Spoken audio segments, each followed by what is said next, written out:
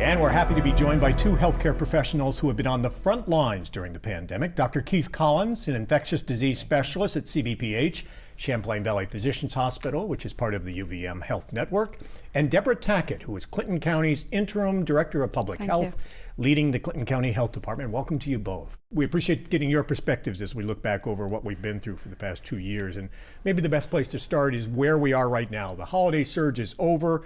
Cases are declining dramatically. Hospitalizations are down. Many mandates are being lifted. And as we saw just a moment ago, mask mandates have become optional in schools across New York within the past couple of weeks. All the indicators are going in the right direction? I think so. Compared to where we were even early, at least for the hospital in January and February, we were really pushing to the limits of our what our capacity really was. We luckily never exceeded it.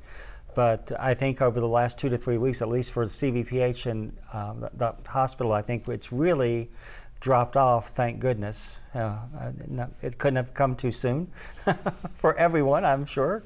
And I think it's also been true of some other local hospitals like Alice Hyde, although I think their numbers are still higher than ours are.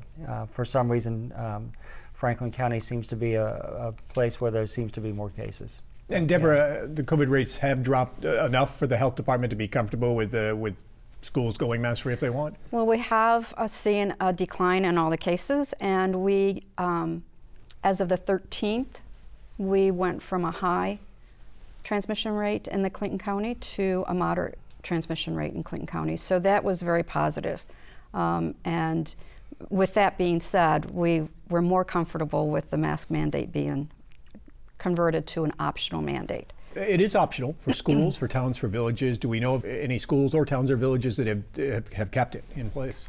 Not the mandate, but it is as being optional. We do know of some school-age children that, and at least initially, were very uncomfortable with their not being masked. So they were really uncomfortable. For 2 years, they hadn't seen anybody else's face. So for the younger kids especially, it made it, some of them were really uncomfortable to remove their mask. But I think that has, over time, over the last couple of weeks, that has changed. It appears that we're in the final stages of the pandemic. That's everybody's questions. Are we in the final stages of it? And I'll give you the answer that I know is I really don't know. But the but now is that we've had 2 years of the pandemic. There have been a lot of people that have been infected. There have been a lot of people, thank goodness, that have been vaccinated. There are a lot of people that have had both. And I think that our population is a lot different now 2 years into this than it was when it all first started. I think we do have a lot of, quote, herd immunity now. And even if we do get another variant, I'm hoping that for the most part it will be a milder, if and when we get another variant, hopefully we won't have people getting really, really sick from it like we have had for the last 2 years. My suspicion is that there'll be another variant in the fall or winter. I don't really know for sure, but that's been the pattern. But hopefully now that so many people have been vaccinated and so many people have had Omicron, that the impact hopefully will be less.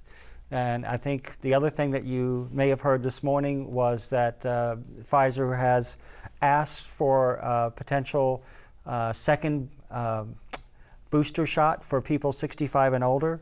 I think the jury is still out on that. It came from 2 different studies in Israel. I have reviewed one of the 2 as of this morning. I have to look at the second one. Mm-hmm. I think that the FDA is going to look at that very hard. And then even if the FDA says they think it's a good idea, the CDC still has to say it's a good idea. But I think what will probably happen is eventually we'll get a booster, whether you're 65 or not, probably every 6 months to a year. If I have to make a prediction, I'll say that they'll probably hold off, and then 3-4 months from now, it'll say do it again. You think eventually, though, it may become like the flu shot? It will be. We get a shot think, just about every year. Yeah, I think so. I think that's what it's going to come down to. And it'll be like the flu shot has different strains within each flu. As you know, when they do the flu vaccine every year, they change what's in it depending on what strains they think are going to be circulating. I think we're going to see, my guess is we're going to see a COVID vaccine that has more than one strain, coming out in the future where we are trying to cover more than one variant. And no new variants on the horizon for us right now, but in other parts of the world, the BA2 yes. variant is what they're seeing and dealing with? Exactly right. exactly. Hopefully, we won't be seeing that here anytime soon. The focus right now is on vaccinations, trying to get as many people as possible vaccinated. Mm-hmm. And for the health department, is that priority one right now? Well, the best protection is to be vaccinated. And so we still are having our vaccine clinics every Thursday at the health department. We're no longer at Clinton Community College in the gym, and that's because our volume that we were seeing at that site has decreased to the point where we can manage it in a smaller space. So we have been doing it at the health department for the last few weeks. So that's still available. It's open to all of the public, any age group that is eligible for vaccination. We offered it to all the schools in the county. We are still pushing vaccines because that's the best protection out there. We were doing first and second doses, and those were open actually to the whole public. It wasn't just for the school kids. Okay. So because of equity issues and for some of our population that live in the outskirts, in the corners of the county, it's very difficult for transportation, so we did open it to the whole public then. And actually, you did that really during the whole pandemic. You did. had the pop-up clinics in Altona. You had the pop-up clinics out in Treadwell Mills. Yep. You went out into the public and held the pop-up clinics to go out to the people that perhaps couldn't get to the Clinton Community College or to the health department in downtown Plattsburgh. Exactly. We've been doing that throughout this whole pandemic. We actually were able to have pop-up clinics in each corner of Clinton County. With that being said, however, we still have a ways to go with getting the population vaccinated, especially the younger kids, the 5 to 11-year-olds. How are we doing with the numbers? In general, fully vaccinated in the county is running right around 69 to 70%, but the percent of people that have been boosted is only about 38 to 40%. Wow. And I know you probably would like to get as many people vaccinated as possible, but do you have a goal, a target that you'd like to reach? We would love to get to 90 or 95%. 100% I don't think with anything is really an achievable goal, but we would like to get much higher than we are.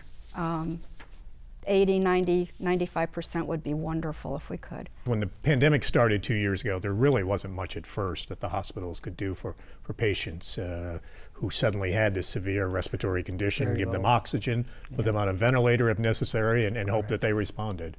Yeah. Have we really come leaps and bounds in being able to treat folks since then? So we've come a long, long way. We really have. We went from those days of, all we could give you is oxygen, really. And to now we do have some really effective treatments if they're given soon enough. And I still like to think of treating COVID in two different buckets. Basically, treat it early and you're better off. Treat it late, there's still some things we can do, but they're not as effective. And the early group, meaning that within somewhere between 3 and 5 days of symptom onset is when these things work best. We have now what I think is the best of all, which is we have pills that are available for people that aren't in the hospital. And if we can get to them soon enough after they're positive, and that these pills work really well. One of them is called Paxlovid. It's put out, I think it's Pfizer. It's 2 pills twice a day for 5 days. And it's about 90% effective in preventing you from getting in the hospital if you do it that quick. And so it's been a real change. And that really has come about just within the past few weeks. Yeah, and it's nice because it works against all the variants, which is great. And so that's one of the things that's nice, I will say, about home testing at this point. At least as it stands right now, a home test is acceptable for most pharmacies to allow. If a doctor or a provider says, well, this person had a positive home test, then they are eligible to go get this drug in most pharmacies. And that's why I think home testing is important, because the sooner you get it diagnosed, the sooner the better the medicine's going to work. If you wait 7 or 8 days to get diagnosed, you've lost your window for this medicine to really work. So new to the market, and Is it readily available? Can most folks find this at the pharmacy? Well, it's not actually for most patients yet. I think it's going to change as time goes, but right now there are limited supplies, and just like for influenza, we have medicine for influenza, something called Tamiflu, if people remember. We don't give that to everybody that has the flu or that's been exposed to the flu. The same is going to be true of Paxlovid. It's going to be people who are most likely to get really sick from COVID that really should get this medicine. So Paxlovid a game changer? Yeah, I think it is. The thing about Paxlovid it really is a game changer, because now we have the first really effective treatment that you can give someone in a clinic outside a hospital, that they can just go to the pharmacy and pick it up. And that's where I think the Biden administration did a really good idea with this test to treat.